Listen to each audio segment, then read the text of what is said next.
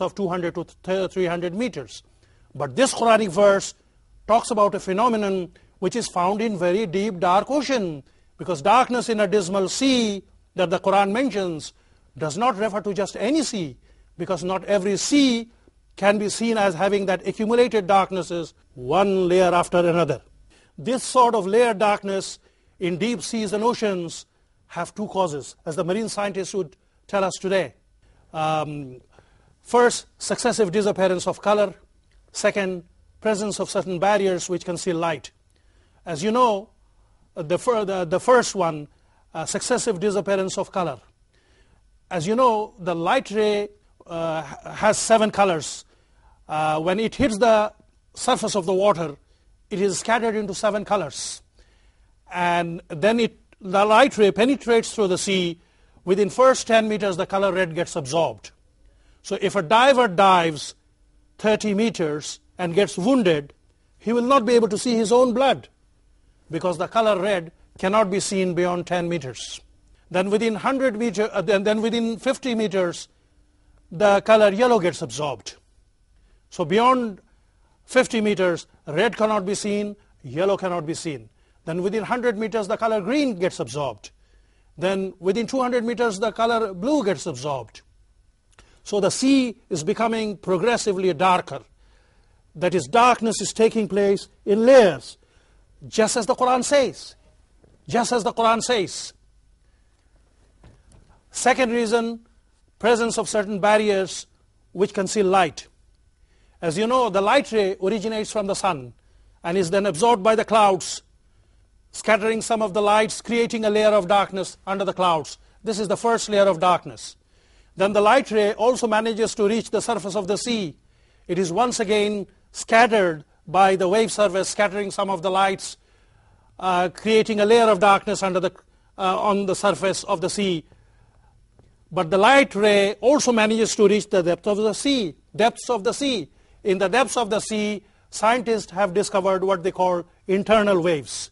These internal waves have only been discovered during the 1900s. Only been discovered during the 1900s. Beneath these internal waves is absolute darkness. Absolute darkness.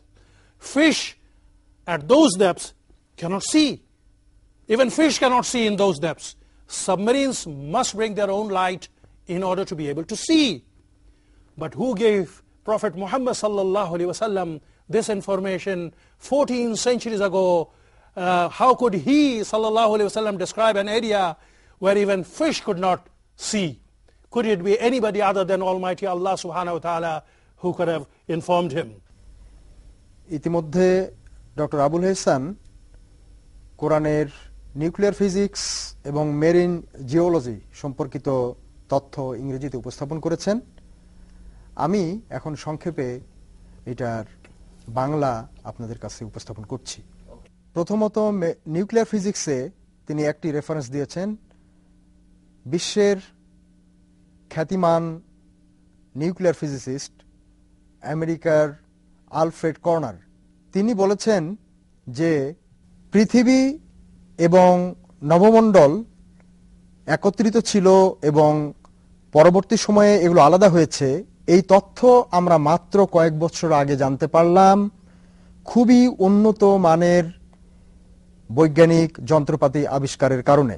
অথচ এ বিষয়ে আল কোরআন 1500 বৎসর আগে আল্লাহ তাআলা কোরআনে বলেছেন যে তোমরা কি খেয়াল করো না, দেখো না যে এই আকাশমণ্ডল এবং এই পৃথিবী একত্রিত ছিল এবং আমি এদেরকে আলাদা করেছি, পৃথক করেছি এবং সমস্ত জীবন্ত জিনিস আমি উৎপন্ন করেছি পানি থেকে। তিনি আশ্চর্য হয়েছেন কিভাবে নিরক্ষর মুহাম্মদ সাল্লাল্লাহু আলাইহি ওয়াসাল্লামের পক্ষে আকাশমণ্ডল এবং এই পৃথিবীর গঠন এবং তাদের সৃষ্টি সম্পর্কীয় তথ্য সে সময় দেওয়া সম্ভব হলো। জিওলজিতে তিনি বেশ কতগুলো রেফারেন্স দিয়েছেন। প্রথমত আমি এগুলোকে আধুনিক বিজ্ঞানীদের মন্তব্যটা বলি, তারপরে রাসূল সাল্লাল্লাহু আলাইহি ওয়াসাল্লামের একটা হাদিস থেকে এটার আমরা সামঞ্জস্য আমরা নেওয়ার চেষ্টা করব। প্রফেসর পালমার আমেরিকান ইউনিভার্সিটির শিক্ষক, তিনি কোরআনের আয়াত যে রোমানরা পরাজিত হবে নিম্ন অঞ্চলে, এটা সূরা রোমে আছে কোরআন শরীফে, তিনি প্রথমত এটার সমর্থন করতে পারেননি। কিন্তু পরবর্তী সময় যখন তিনি পৃথিবীর টপোগ্রাফিক্যাল ম্যাপ বা এর ভূতাত্ত্বিক অবস্থানগত বিষয়টা যখন তিনি জানতে পারলেন, তখন তিনি কনফার্ম করলেন যে যে জায়গায় রোমানরা পরাজিত হয়েছিল সেই জায়গাটা জেরুজালেম, পৃথিবীর নিম্নতম অঞ্চল। হযরত মুহাম্মদ সাল্লাল্লাহু আলাইহি ওয়াসাল্লামের পক্ষে কেমন করে সে সময়ে রোমানরা যে পরাজিত হবে এবং যে জায়গায় পরাজিত হবে সেটা যে পৃথিবীর নিম্নতম অঞ্চল হবে সেটা কেমন করে জানা সম্ভব ছিল। প্রফেসর শিয়েভিটা, যিনি ওয়ার্ল্ডের নামকরা বিজ্ঞানী, যিনি পাহাড় পর্বত নিয়ে কাজ করেন, পাহাড়ের গঠন, আকৃতি এবং এর কার্যকারিতা নিয়ে তিনি গবেষণা করেন। প্রফেসর ফ্রাঙ্ক পিয়ার্স, তিনিও পৃথিবীর পাহাড় পর্বতের কাজকর্ম, কার্যকারিতা, গঠন, আকৃতি নিয়ে কাজ করেন। তারা আশ্চর্য হয়েছেন কিভাবে মুহাম্মদ সাল্লাল্লাহু আলাইহি ওয়াসাল্লামের পক্ষে প্রায় ১৫০০ বছর পূর্বে পাহাড়ের কার্যকারিতা নিয়ে এবং এটার ফাংশন নিয়ে, এটার গঠন নিয়ে বক্তব্য দেওয়া সম্ভব হলো।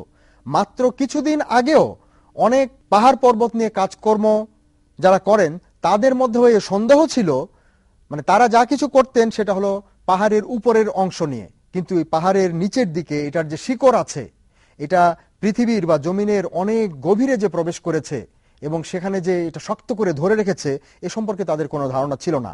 অথচ পবিত্র কালাম শরীফে আল্লাহ তাআলা পরিষ্কার করে বলে দিয়েছেন যে তোমরা কি পাহাড়ের দিকে নজর দাও না, আমি সেটাকে কিভাবে পেরেক আকারে প্রতিষ্ঠিত করেছি এবং এটা যেন পৃথিবীকে নিয়ে, পৃথিবী যেন ঢলে না পড়ে, পৃথিবী যেন ঝাঁকানি বা এটার যে পৃথিবী যখন যে গতিবেগে এটা চলে সেটা যেন স্থির হয়, এটা যেন একদিকে ঢেলে না পড়ে, স্ট্যাবিলাইজিং যে ফাংশনসটা সেটা এই পাহাড় দিচ্ছে। এটা কোরআনে আল্লাহ তাআলা পরিষ্কার করে উল্লেখ করেছেন।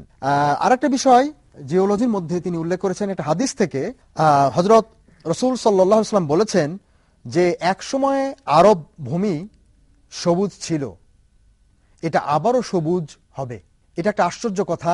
যে সময় তিনি এই কথাটি বলেছিলেন তখন তো আরব ছিল মরুভূমি, এখনো আমরা দেখছি মরুভূমি, কিন্তু বিজ্ঞানীরা এটাকে ব্যাখ্যা করেছেন এভাবে যে পৃথিবীর টেম্পারেচার এবং এনভায়রনমেন্টাল পরিবর্তনের কারণে আমরা যে সময়ে এটা একটা সময় ছিল স্নো এজ বা বরফ যুগ যদি আমরা বলি, সেই সময়ে যখন ইউরোপ, আমেরিকা এগুলো যখন বরফে ঢেকে থাকতো সেই সময়ে আরব ছিল গ্রিনল্যান্ড বা সবুজ ভূমি, সেখানে শস্যাদি হতো।